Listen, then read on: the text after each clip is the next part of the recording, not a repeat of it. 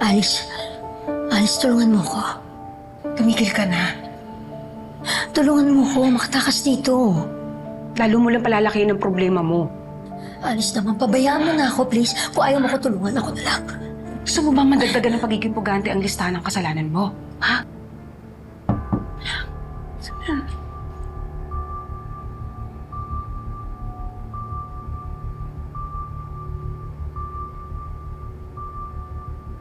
Anong ginagawa niya dito?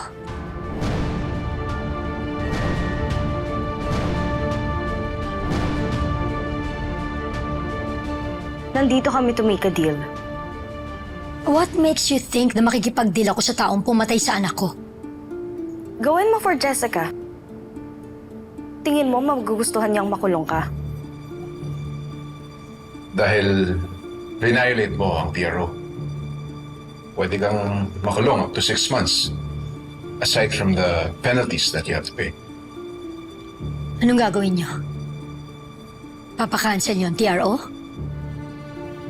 Sa tingin mo, papayag yung nanay mong kabit na hindi ako makulong? Kami ang authorized representatives niya. Pwedeng kami ang mag-file ng dismissal ng TRO. Anong kapalit? Tigilan mo ng panggugulo sa amin.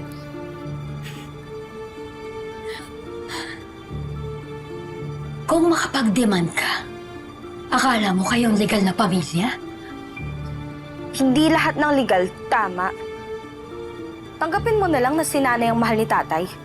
Hindi. Hindi ako papayag. Kailangan ko si Manuel.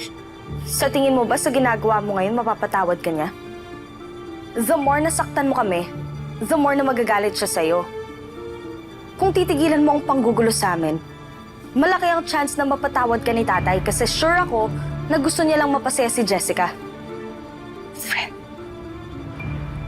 May point siya. Tanggapin mo na yung deal. Sige na.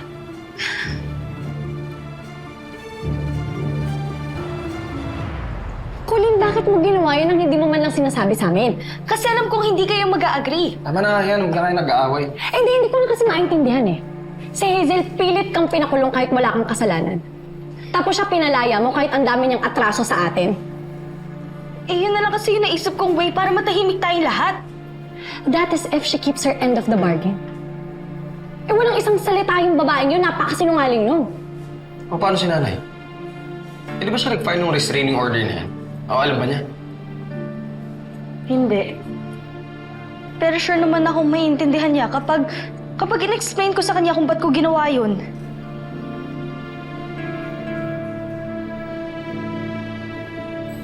Siya pa bigla na mag-walk out.